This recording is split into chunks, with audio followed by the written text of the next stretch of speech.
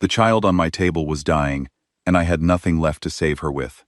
Her name was Pekka. She was 9 years old, and the shrapnel from a blown pressure coupling had torn through her abdominal wall and shredded her lower filtration organ beyond anything I could repair with the tools I had left. I was working with clamps I had sterilized in engine coolant because the autoclave had run dry on day 6. My hands were steady. They had been steady through 400 surgeries in 11 days.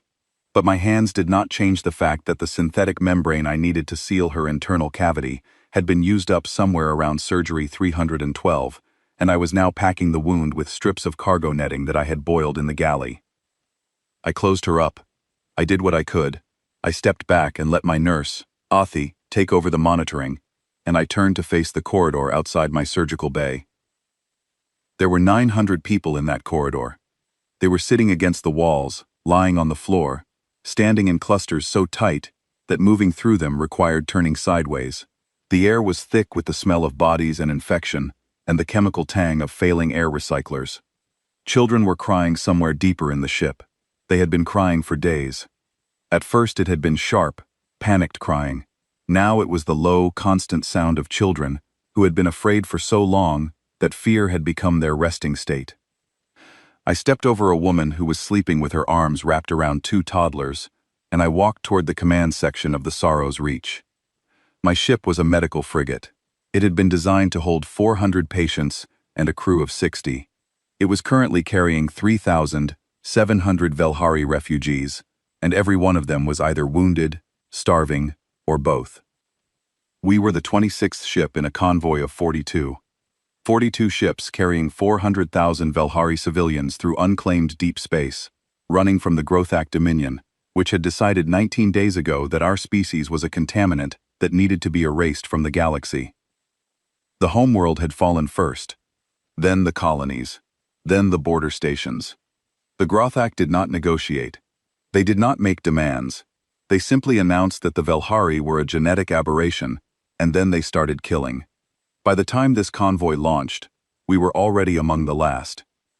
7 warships had escorted us to the Kethis corridor border crossing. All 7 had been destroyed, buying us 6 hours of lead time. Captain Thenis had rammed his destroyer into the Grothak flagship's engine array to give the convoy time to clear the corridor. I had served with Thenis for 12 years. I did not have time to mourn him. I did not have time to mourn anyone. Commander Rethus Vone was standing in the command room of the flagship when I arrived by shuttle 20 minutes later. He had called a meeting of senior staff, which now meant anyone above the rank of lieutenant who was still alive and functional. There were 11 of us. There should have been 40. Vone looked like he had aged 20 years in 11 days. His skin had taken on the gray tint that comes with severe stress and insufficient nutrition, and his eyes had the hollow quality of someone who had stopped sleeping not because he could not, but because the things he saw when he closed his eyes were worse than the things he saw when they were open. He put the numbers up on the central display without introduction. 14 ships in the convoy had failing drives. The Merchant's Burden had lost primary propulsion entirely and was being towed by the cargo hauler VoidSci, which was itself running on 60% capacity. The converted grain transport Whisper of Calm was venting atmosphere from a cracked hull seal and had 9,000 people on board. Our average speed had dropped by 18% in the last 48 hours, and it was going to keep dropping. The Grothak extermination fleet was 8 hours behind us. 32 warships, including 4 siege platforms designed to bombard planets from orbit. They were not in a hurry. They did not need to be. We were slower every hour, and they knew it. Vone had been broadcasting distress calls on every known diplomatic frequency since the first day. I already knew the responses, but he listed them for the record. The Turai Compact, the largest military alliance in the quadrant, had responded on day 3. Their message stated that the situation between the Grothak Dominion and the Velhari people was an internal Grothak matter, and that the compact would not intervene in the sovereign decisions of a member state. The Selnari Federation had responded on day 5. They expressed deep concern and offered thoughts of solidarity to the Velhari people during this difficult period. They did not offer ships, fuel, supplies, or a destination. The Galactic Mediation Council had not responded at all. 14 other governments, organizations, and independent fleet commands had been contacted. None had answered. Vaughn let that sit in the room for a moment. Then he turned to me. "Fleet Surgeon Doss," he said, "if we push the remaining functional ships to emergency speed and attempt to outrun the Growthak, the acceleration will exceed safe tolerance for most of the wounded. How many survive?" I had already run the calculations. I had run them twice, hoping I had made an error the first time. "Less than half," I said, "and that assumes the towed ships can sustain the acceleration at all, which they cannot. If we push to emergency speed, we lose the Merchant's Burden, the Whisper of Calm, and at least 4 other trailing vessels within 2 hours. That is approximately 62,000 people." Nobody spoke. Lieutenant Chev, who was 23 years old and had become our senior tactical officer because everyone above her was dead, began crying. She did not make a sound. Tears simply ran down her face while she stood at attention, and she did not wipe them away. Vaughn nodded slowly. He looked at the display for a long time. Then he said, "Thank you all. Return to your stations." That was it. No plan. No speech. No rallying cry. There was nothing left to plan for, and we all knew it. The Growthak were going to catch us. No one was coming. We had called out into the void for 11 days, and the void had answered with silence and solidarity statements, which were the same thing. I took the shuttle back to the Sorrow's Reach. I walked through the corridor of 900 people, stepped over the sleeping woman and her children, and returned to my surgical bay. I sat down at my desk and opened a blank datapad. I had never done this before. In 22 years of military medicine, I had never sorted patients by anything other than treatment priority. But treatment priority assumes that treatment is available. What I was doing now was different. I was making a list of the people in my care who were going to die in pain, and the people who would die with whatever comfort I could provide in the time we had left. I was choosing who would get the last of the sedatives. I had written 19 names when Athi burst through the door so hard that it hit the wall and bounced back into her shoulder. "Surgeon," she said. She was out of breath, which meant she had been running, which she never did. Someone answered. I stared at her. "What?" "A distress call." Someone answered a distress call, but not on any of the command frequencies. It came back on an old relay network, the Neshik Deep Space Emergency System. Nobody has used it in decades. The signal bounced through 11 relay stations before it reached us. "Which government?" I asked. Athi shook her head. No government identification, no fleet registry, no species marker, just 4 words in Velhari trade speak. "What 4 words?" She looked at me, and her expression was something I could not read. It was not hope. We had burned through hope somewhere around day 4. It was something rawer than that, something closer to fear, because hope at this point was a dangerous thing that could break whatever was left of us. "Hold position," she said. "We are coming." I put the datapad down. I looked at the list of 19 names. Then I looked at Athi. "Who?" I said. "We do not know." The surgical bay was quiet, except for the low beep of Pekka's vital monitor. Somewhere in the corridor, the children were still crying. The ship groaned around us, metal fatigue turning every bulkhead into a slow percussion instrument, counting down the hours we had left. Someone had answered, and we did not know who, or what, or why. I picked the datapad back up. I did not add a 20th name. Not yet. I was on the bridge of the flagship within the hour, standing against the back wall because there were no spare seats, watching Commander Vaughn listen to the recording for the 3rd time. The voice was not Velhari. That was immediately obvious. It had a resonance to it, a depth in the lower register that Velhari vocal cords could not produce. The accent on the tradespeak was heavy, mangling our consonant clusters in a way that suggested a species with a very different mouth structure. But the words were clear. "Hold position. We are coming." "Run the vocal signature again," Vaughn said. The communications officer, a young woman named Sethri, who had been a junior analyst before everyone above her died at the Kethis corridor, ran the analysis for the 4th time. She looked at her display. She looked at Vaughn. She looked at me, as if I might tell her that what she was seeing was wrong. "Human," she said. "Terran Commonwealth." Confidence level, 98%. The bridge went very still. I knew almost nothing about humans. Most Velhari did not. They were a young species, barely 2 centuries into spaceflight, operating out of a single star system on the far side of the galactic arm. They had a small navy. They had no political alliances of significance. They had been formally contacted by the galactic community approximately 60 years ago, and had shown no particular interest in galactic politics since. They were, by every metric that mattered, irrelevant. Lieutenant Commander Ferris, who was functioning as VoidSci's executive officer, said what everyone was thinking. Humans are 6 days away at best speed. Even if they launched the moment they received our signal, which they would not have because they would need to analyze it and make a decision, they cannot reach us before the Grothok do. This is not possible. More importantly, VoidSci said, it may not be real. He turned to Sethri. The Grothok have used false rescue signals before. Fake transmissions, designed to slow fleeing targets. Can you confirm this signal originated from outside the Grothak fleet's communications envelope? Sethri worked her console for several minutes. The relay path is consistent with origin from the galactic west, Commander. The Grothak fleet is behind us to the galactic north. The signal path does not intersect with any known Grothak communications infrastructure, but I cannot confirm it is not spoofed. I do not have the equipment for that level of analysis. VoidSci nodded. Then we treat it as a probable Grothak deception and maintain current course and speed. We do not slow down. We do not change heading. I agreed with him. I did not want to, but I did.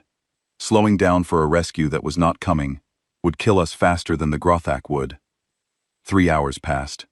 I returned to the Sorrow's Reach, treated 11 more patients, lost 2 of them, and was elbow deep in a chest wound when Athi pulled me out again. Second signal, she said. This one was different. It arrived with a full military-grade encryption header, the kind of protocol that warships used for secure battlefield communications. It took Sethri and her team 11 minutes to crack the encryption, which in itself was significant. The Velhari Navy's best encryption had never taken a hostile analyst more than 3 minutes to break. Whatever species had sent this signal had encryption technology that was an order of magnitude more sophisticated than ours. The decrypted contents were not a voice message. They were data. Precise coordinates of the Grothak pursuit fleet, including the position of every individual warship, updated to within the last 40 minutes. This was more accurate than anything our own sensors had produced in days. A complete drive degradation analysis of every ship in our convoy, including failure projections for the next 12 hours that matched our own engineering reports almost exactly. This data had not been broadcast. Someone was watching us with sensors we could not detect. And a tactical instruction, simple and specific. Reduce speed by 12%. Adjust convoy bearing 41 degrees spinward. You will pass through a debris belt that will partially mask your thermal signature. Estimated concealment window, 90 minutes. The bridge erupted. Ferris slammed his hand on his console. This is a trap. They are telling us to slow down and change course. That is exactly what the Grothak want. Sethri was shaking her head, staring at the data. Sir, the fleet positions in this data are accurate. I just cross-referenced with our long-range sensors. Every Grothak ship is exactly where this signal says it is. If this is a deception, they are using our enemy's real positions to sell it. Which is exactly what a sophisticated deception would do, Ferris shot back. VoidSci stood at the center of the bridge, saying nothing. I watched him. I had known Rethus VoidSci for 9 years, and I had never seen him look the way he looked in that moment. He was not afraid. He had moved past fear days ago. He was paralyzed. He had been making impossible choices for 11 days straight, and each one had cost lives, and now he was being asked to make another one, based on a signal from a species he had never spoken to, offering help that should not be physically possible, at the exact moment when his convoy was about to fall apart. I spoke. I had no right to. I was a medical officer, not a tactical one. But I spoke anyway, because nobody else was going to say what needed to be said. Commander, 14 ships have failing drives. At current speed, those ships will fall behind within 5 hours. The Grothak will reach them first. 4 of those ships are medical transports. If we maintain course and speed, we are guaranteed to lose those ships and everyone on them. VoidSci looked at me. If we reduce speed by 12%, the failing ships can keep pace with the convoy. We stay together. If this signal is genuine, we gain 90 minutes of concealment. If it is a trap, we lose 12% of our speed for the time it takes to pass through the debris belt, which changes our intercept window with the Growthak by approximately 40 minutes. I paused. I let the math sit. Fragmentation is certain death, Commander. Staying together is the only option that contains any version of survival.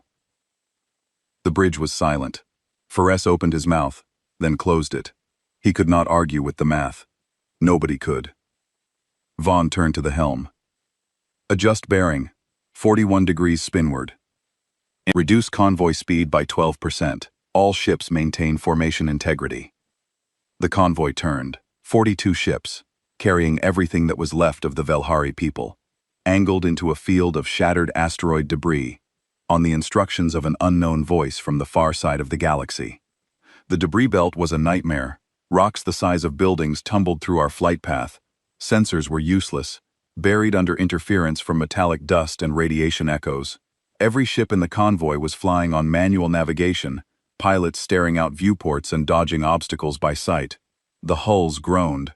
I stood in my surgical bay on the Sorrow's Reach and held a ceiling strut with one hand, while Pekka's monitor beeped beside me, and I listened to my ship scream as rock fragments peppered the hull like gunfire. 90 minutes. That was what the signal had promised. 90 minutes of blindness and terror, during which we could not see the Growthak, and the Growthak, presumably, could not see us. I counted every minute. I suspect everyone in the convoy did. We emerged from the debris belt, and Sethri's voice came over the convoy-wide channel immediately. The Growthak fleet had slowed. They had lost our thermal trail at the edge of the debris field, and were spreading into a search pattern. They had not followed us through. 90 minutes, exactly as the signal had promised. The unknown voice had just saved us an hour and a half, and they had done it with a single data packet, sent from somewhere we could not even locate. I was still processing that when the third transmission arrived. This one came with a fleet registry broadcast, the formal identification protocol that warships transmitted before entering a combat zone. It was a declaration of intent, a statement that armed vessels were approaching, and their purpose was not ambiguous. The registry listed 18 ships.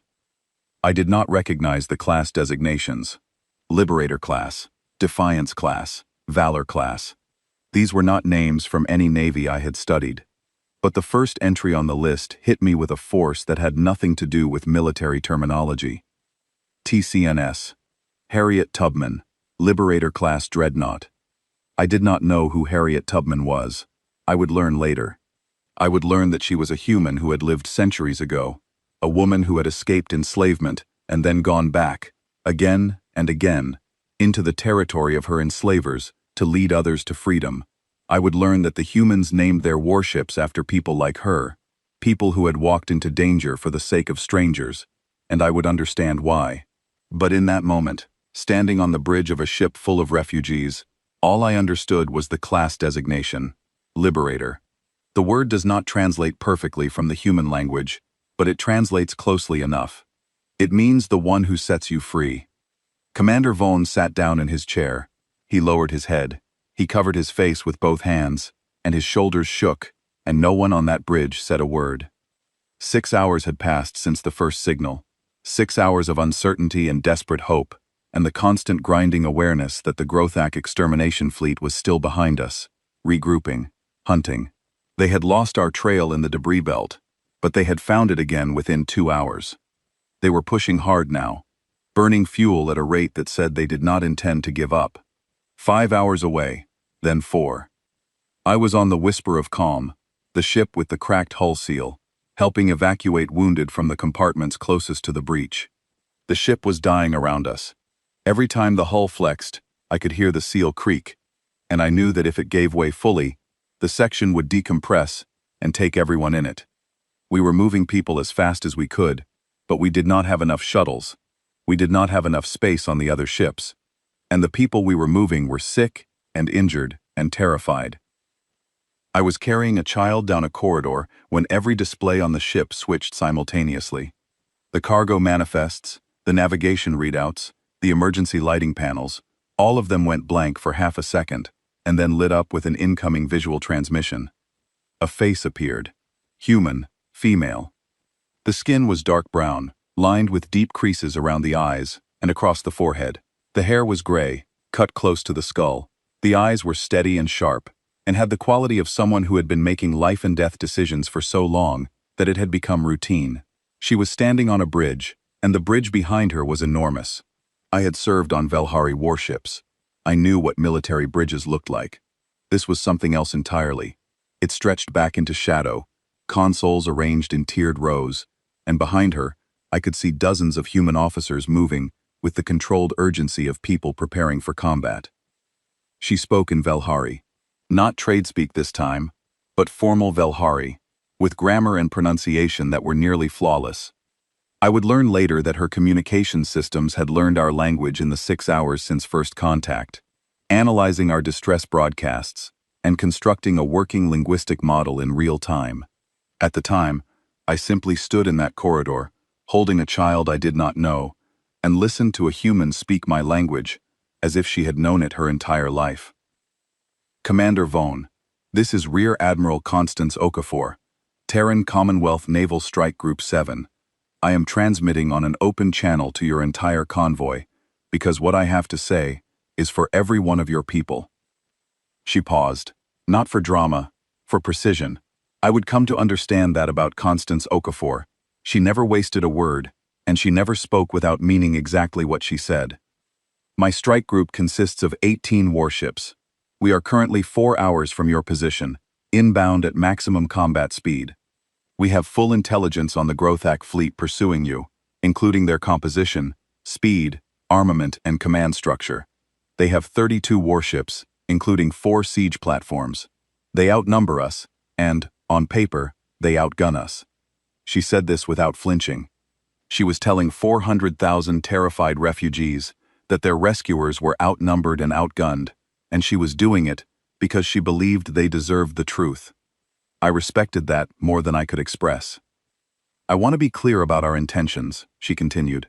We are not here to negotiate your safe passage. We are not here to broker a ceasefire or mediate a political resolution. We are here to place ourselves between your convoy and the Grothak fleet, and we are here to destroy anything that tries to get past us. That is the only thing we are here to do. The child in my arms had gone still. She was staring at the screen with her mouth open. Around me, in the corridor, people had stopped moving. People who had been carrying the wounded had set them down. People who had been running had stopped mid-stride.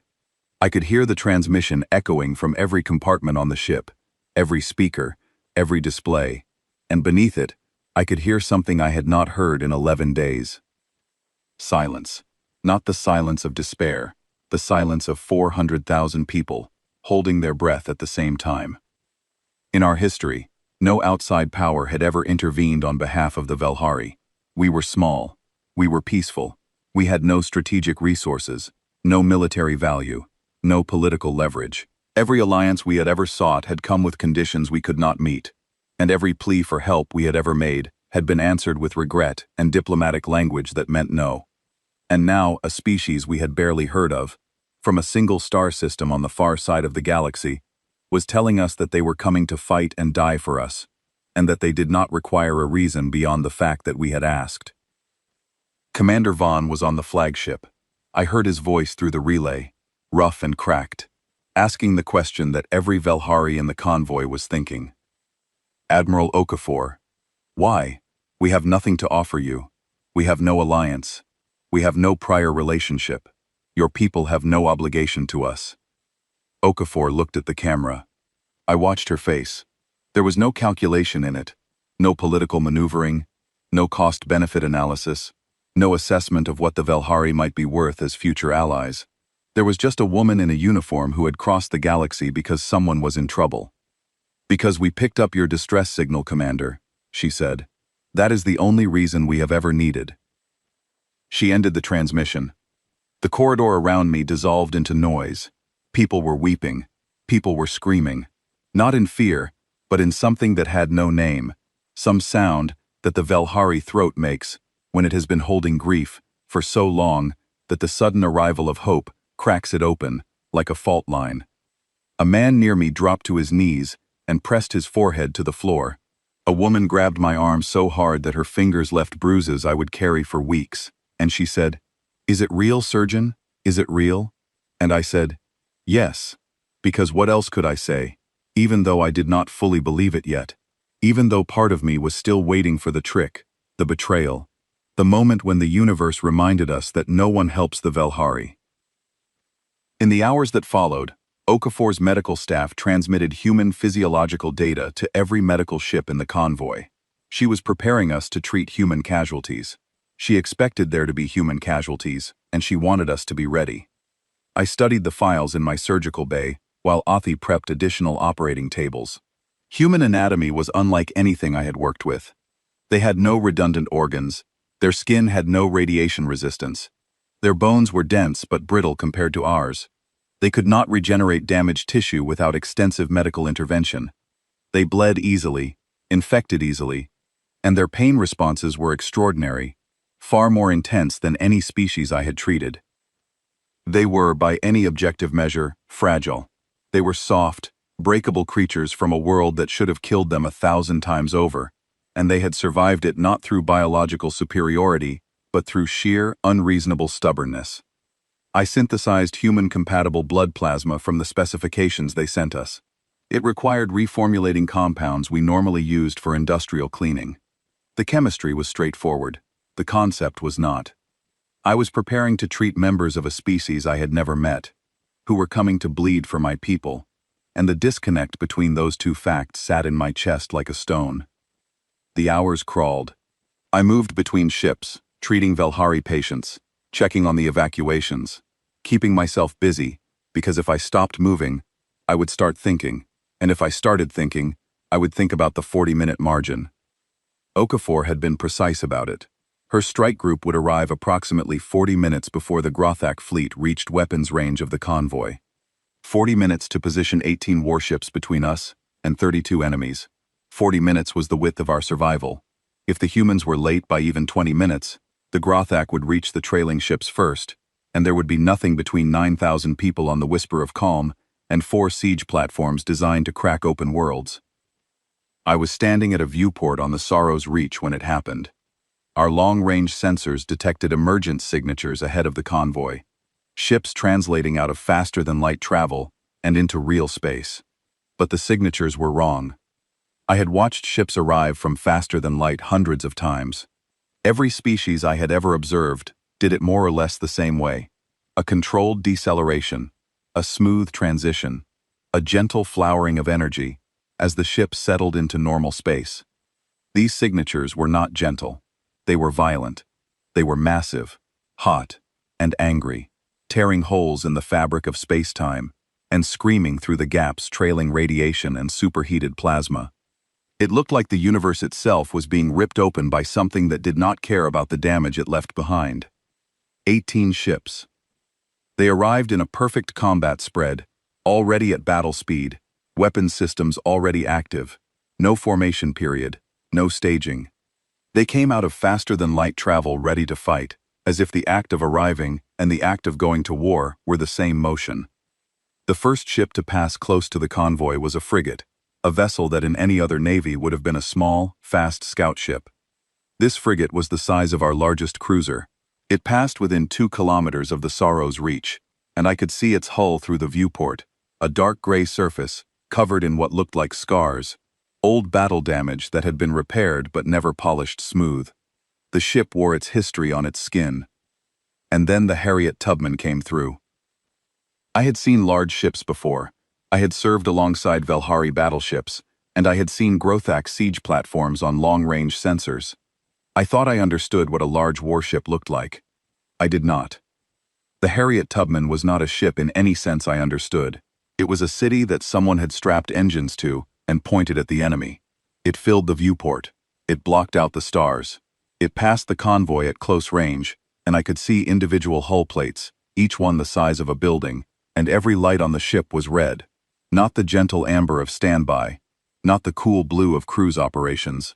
Red, combat red, the deep, bloody red of a warship that had gone to its highest alert status and intended to stay there until everything in front of it was destroyed. I pressed my hand against the viewport glass and watched it pass, and I felt something I had not felt since the homeworld fell. Something that was not hope, because hope was too small a word for it.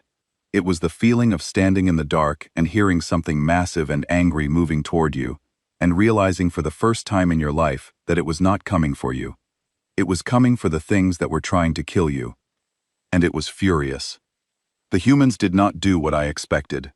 Every tactical doctrine in the known galaxy, every textbook, every historical precedent said the same thing. When you are defending a fixed position against a superior force, you establish a perimeter. You place your ships around the thing you are protecting, and you make the enemy come to you.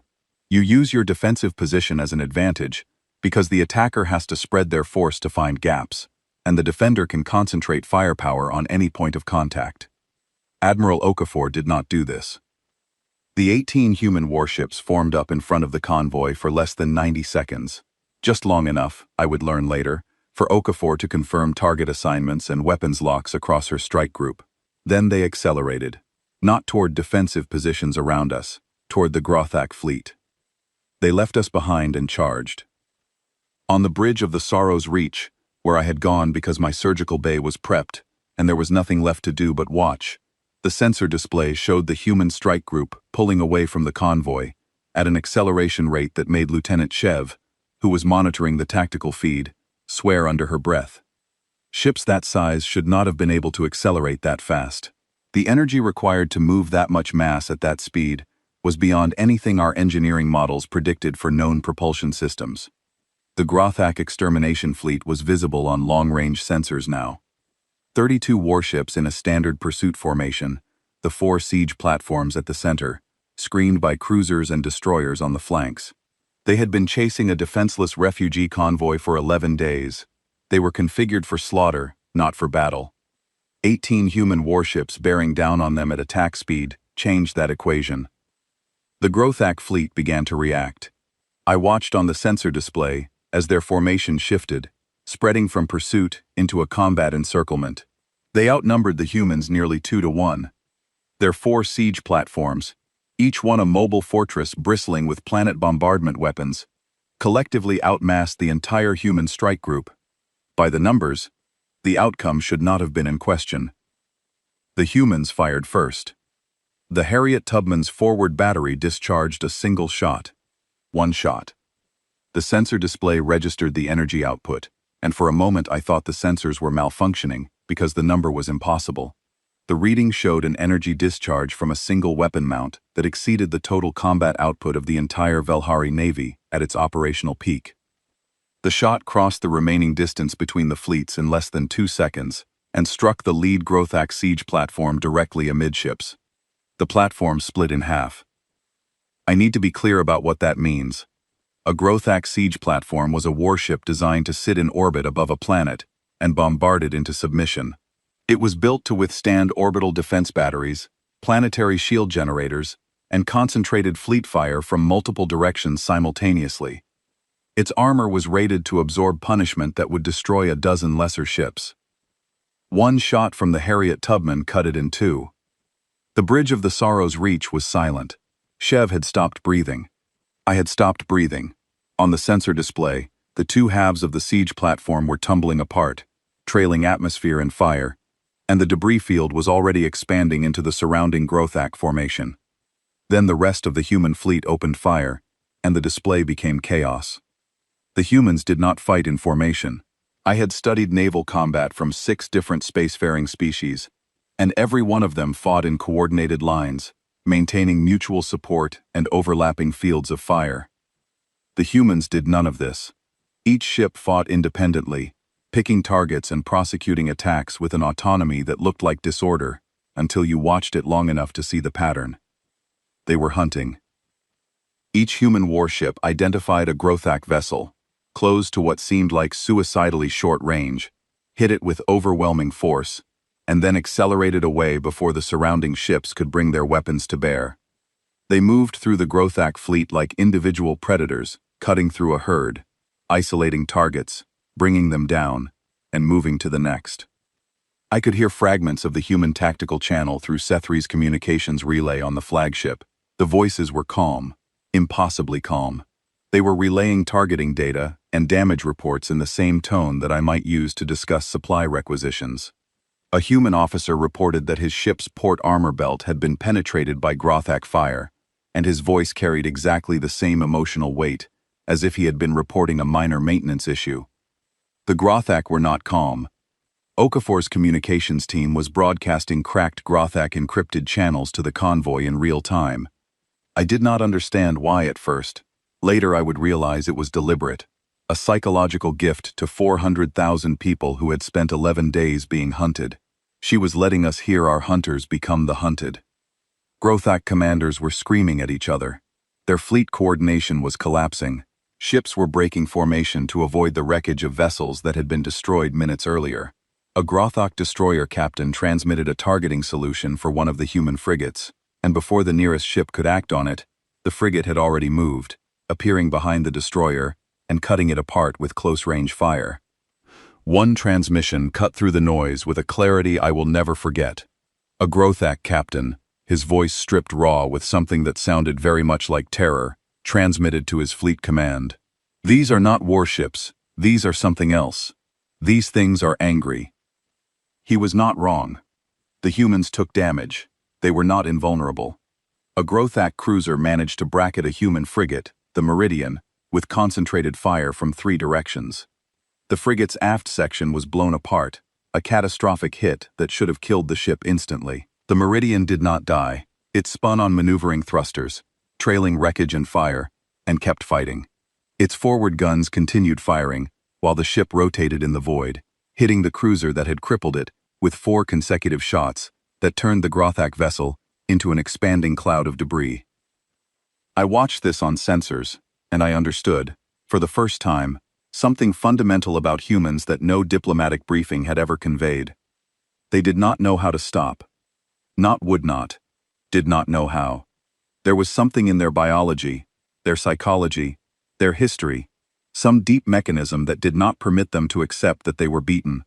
The Meridian had lost half its mass and a third of its crew, and it was still fighting, still maneuvering, still a threat, because the humans aboard it had not yet finished what they came to do. Shuttles began arriving at the convoy's medical ships 30 minutes into the battle. Human casualties. I had prepared for this. I had studied the anatomy files. I had synthesized the blood plasma. I thought I was ready. I was not. The first human patient on my table was a young man, a weapons officer from one of the destroyers. He had burns over 40% of his body.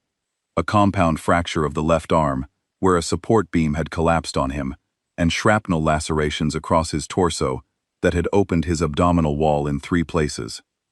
By Velhari medical standards, these injuries were terminal. A Velhari with this level of trauma would already be dead. He was conscious. He was talking. He looked up at me from my surgical table, his face twisted with pain, blood running from a cut above his eye, and he asked me if the convoy was safe. I told him the battle was still happening. He tried to get off the table. This human, this creature with no redundant organs and no regenerative capability, whose body was broken in ways that should have rendered him incapable of movement, tried to stand up and go back to his ship. I had to sedate him. I had to physically hold him down and inject him with a compound I was not entirely sure was calibrated correctly for human physiology, because he would not stay on the table while there were still enemies between him and the people he had come to protect.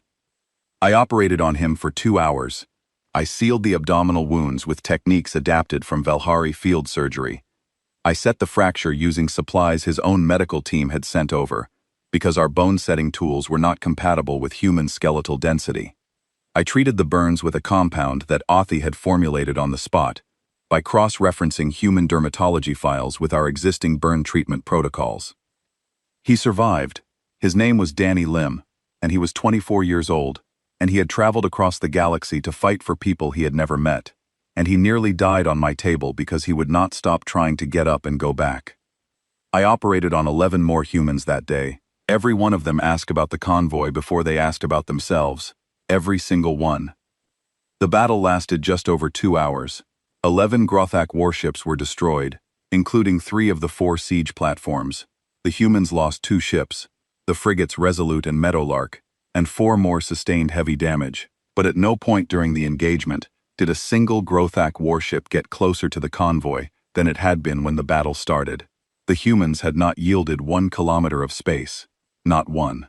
The Grothak fleet broke. It did not retreat in an orderly fashion. It shattered. Individual ships peeled away from the formation, abandoning their wingmates, running. The human fleet let them go.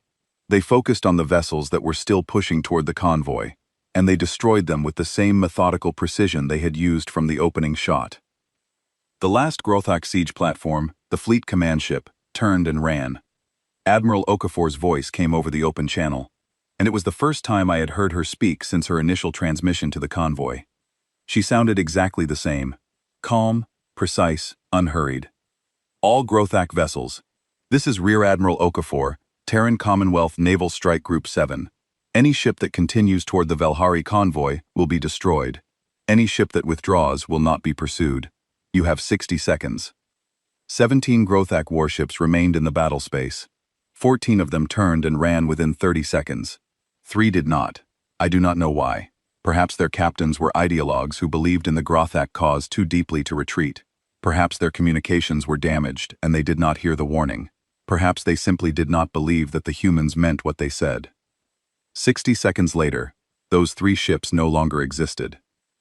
I stood in my surgical bay, covered in human blood. It smelled like iron, a sharp metallic scent that was nothing like the copper-sweet smell of Valhari blood. My hands were stained red to the wrists. Athi was beside me, and she was crying so hard that she had to lean against the wall to stay upright. 2 of my nurses had stopped working entirely, standing motionless with tears running down their faces, staring at nothing. The tactical channel was quiet. The weapons fire had stopped. The Grothak fleet was in full retreat. For the first time in 11 days, there was silence. Not the silence of despair. Not the silence of waiting for death. The silence of something ending, something heavy and terrible lifting away, leaving behind a space that was not yet filled with anything else, because we did not yet know what to feel. I looked down at my hands, at the human blood on them, at the young man on my table whose chest was rising and falling in the slow rhythm of sedated sleep. He had come from the other side of the galaxy.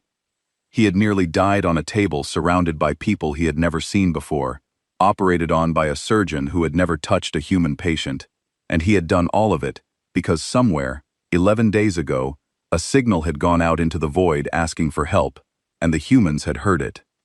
I wiped my hands on my surgical coat. I checked his vital signs. I checked Pekka, the Valhari child who was still recovering in the corner, who had been watching the human with wide, unblinking eyes for the last hour. Then I walked to the viewport and looked out at the stars. Somewhere in the distance, the wreckage of the battle was still glowing. Somewhere closer, 16 human warships were forming up around our convoy, battered and scarred and still burning red, and I could see repair drones already swarming over their damaged hulls. They were not leaving. They were staying. I pressed my forehead against the viewport glass and closed my eyes. Admiral Okafor contacted Commander Vone 40 minutes after the last Grothak ship withdrew. I was not on the bridge for this conversation, but it was relayed convoy-wide, and I listened to it from my surgical bay, while I monitored Danny Lim's recovery and ran post-surgical checks on the other human patients. Okafor was direct, as she had been in every communication. She informed Vone that Strike Group 7 would escort the convoy to its destination. Vone asked what destination. He said it carefully, as if the word might break in his mouth, because we had no destination. No government had offered asylum. No port would take us. We were a convoy of 400,000 refugees with nowhere to go, and surviving the Grothak fleet had not changed that fundamental reality. Okafor told him that the Terran Commonwealth had formally offered the Valhari people refugee settlement on 3 terraformed moons in the Cygnus Reach, a region of space that the humans had been developing but had not yet fully colonized. The moons had breathable atmosphere, they had fresh water, they had agricultural land that had been seeded but not yet harvested, and they had emergency housing, prefabricated structures originally built for human disaster relief operations, which had been undergoing conversion for Valhari physiology since the moment Okafor's strike group had received our distress signal. While the battle was being fought, While human sailors were bleeding and dying in the void between us and the Grothak, other humans on the ground had been rebuilding housing for our people. They had been adjusting ceiling heights and atmospheric composition, and water filtration systems to accommodate Velhari biology. They had started this work before the battle was over, before they knew if their own fleet would survive, because they had already decided that if the Velhari made it through, there would be somewhere for them to go. Commander Vaughn did not respond immediately. I heard him try to speak twice, and each time the words caught in his throat, and he had to stop.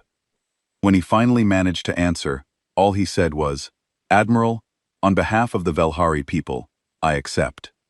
The convoy adjusted course for Cygnus Reach. 3 days of travel. 3 days, in which the 42 ships of our convoy, battered and failing and held together by repair patches and desperation, flew under the protection of 16 human warships that had just torn apart a fleet twice their size, and were now cruising alongside us, as if they had been doing it all their lives. I spent those 3 days moving between the convoy and the human ships. Okafor's medical officer, a man named Philip Ghosh, had requested Velhari's surgical assistance for the human wounded, and Vaughn had ordered me to go. It was the first time a Velhari doctor had ever set foot on a human warship. The Harriet Tubman was overwhelming. The corridors were wide enough for 4 people to walk abreast, and the ceilings were high, far higher than a Velhari ship would build, because humans were taller than us, and apparently did not believe in efficient use of vertical space. The air was different too. Warmer, more humid, with a faint scent that I eventually identified as some kind of plant.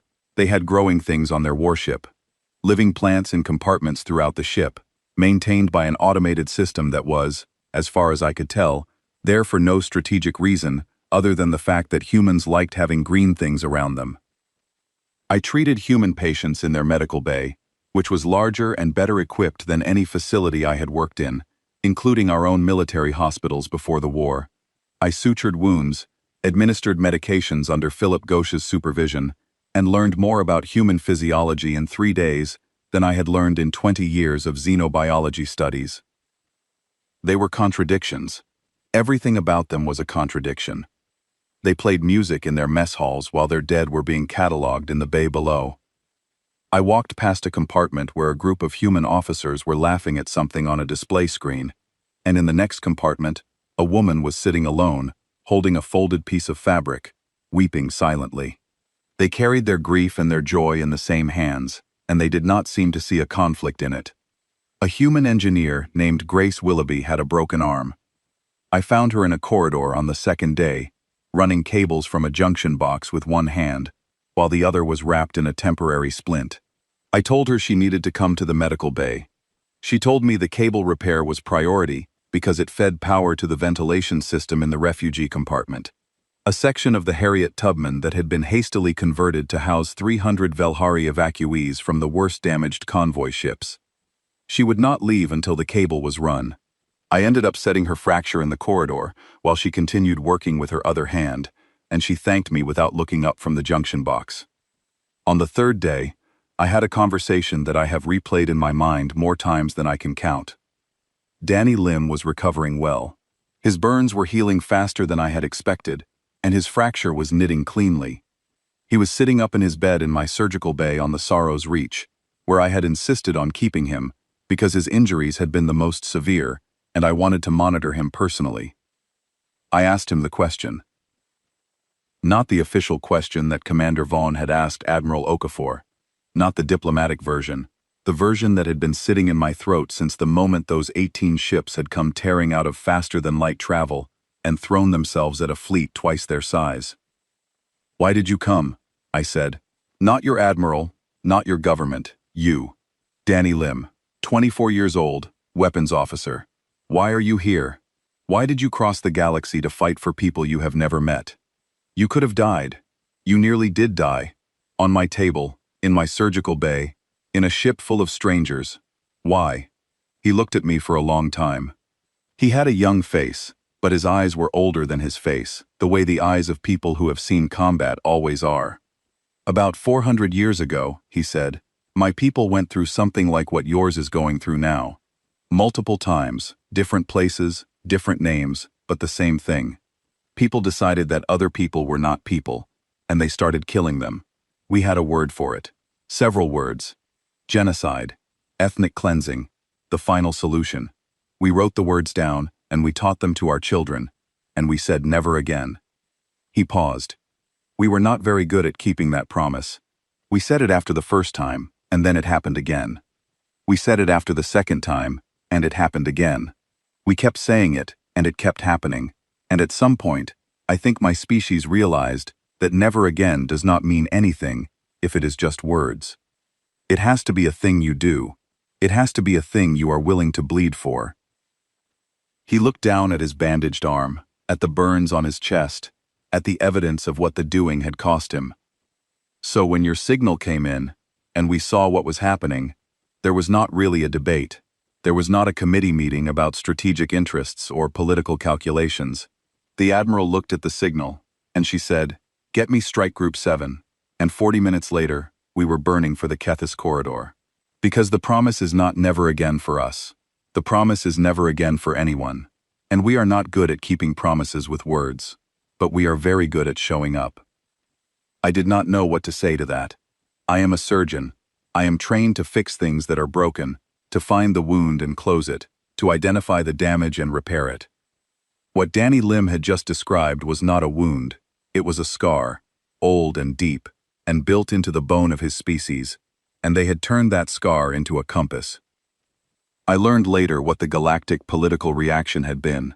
The Turai Compact had filed a formal protest against the Terran Commonwealth for unilateral military action in neutral space. The Selnari Federation was demanding an emergency session of the Galactic Council. The Grothok Dominion was threatening war. Okafor's response to all of it, broadcast on an open channel that I am certain she left open deliberately, was 4 words: "File your protests. We will be here." The Turai Compact, which had called the extermination of the Velhari people an internal Grothak matter, was outraged that the humans had intervened. The Selnari Federation, which had offered thoughts of solidarity while 400,000 people ran for their lives, was concerned about precedent. The Galactic Order, which had watched us die and done nothing, was upset that someone had done something. I listened to these diplomatic transmissions, and I felt something cold and sharp settle into my chest.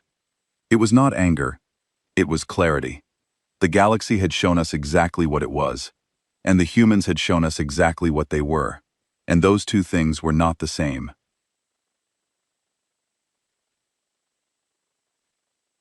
We reached Cygnus Reach on the morning of the 3rd day.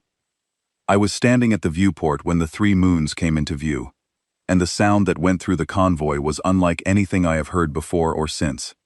It started on the ships closest to the front, where the view was clearest, and it rolled backward through the fleet like a wave, ship after ship, compartment after compartment.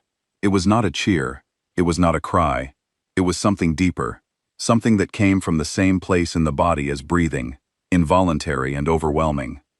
The moons were green, they were blue, they were alive.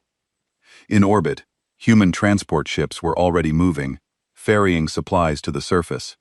I could see construction equipment on the daylight side of the nearest moon, and as we drew closer, I could make out structures, housing, roads, water treatment facilities, agricultural frames, all of it built or being built by human hands and human machines for Velhari people they had never met. On the ground, someone had planted Velhari grava flowers around the entrance to the first settlement. I do not know how they obtained the seeds. I do not know how they knew what they were.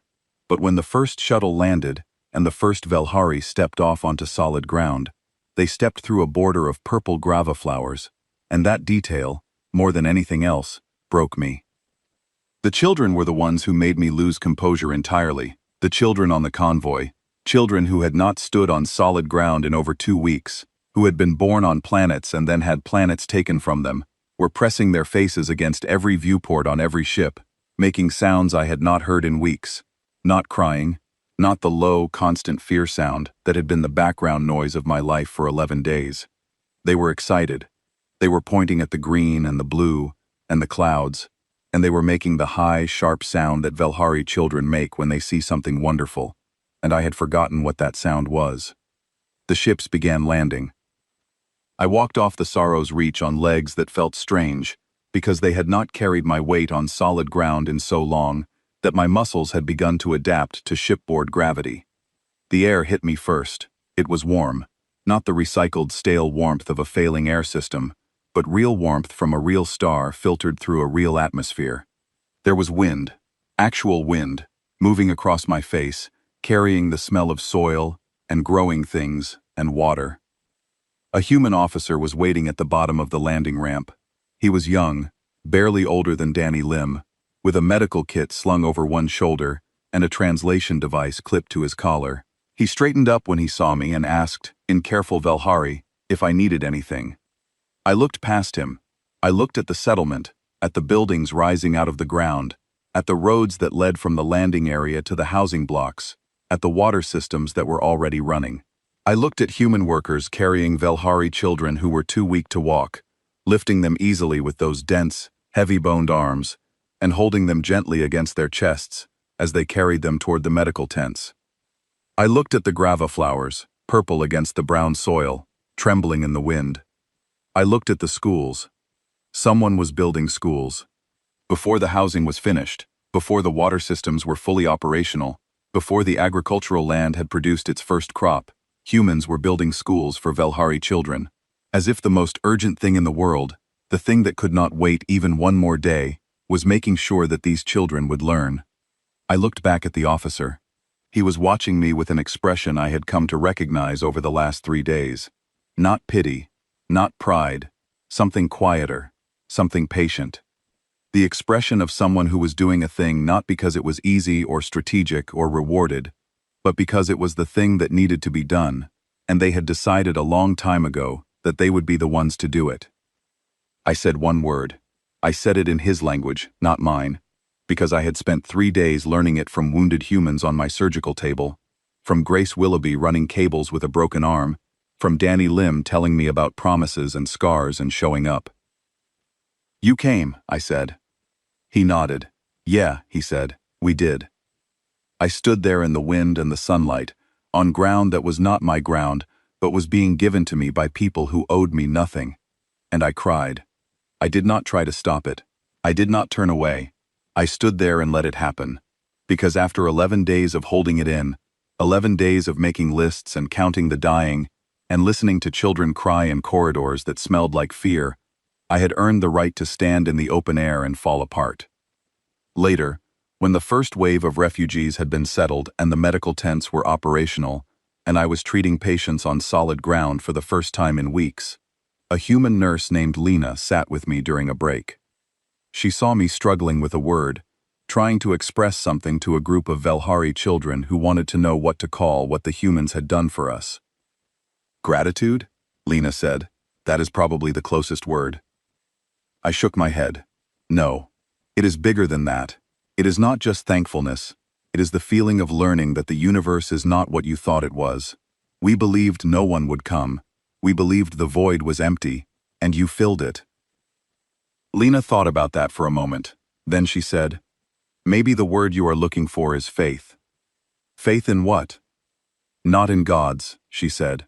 "Not in governments. Faith that somewhere in the dark, someone is listening. And if you call out, someone will come." The Velhari did not have that word. Not in the way she meant it. We had words for hope, which is the wish that things will improve. We had words for trust, which is the belief that someone will keep their promise. But we did not have a word for the specific, fierce, unreasonable belief that if you send a signal into the void, someone on the other side will hear it and come running. We do now. I learned it from a species that builds schools before they finish houses, that names warships after the people who walked into danger for strangers, that crosses the galaxy because someone asked for help, and that is the only reason they have ever needed.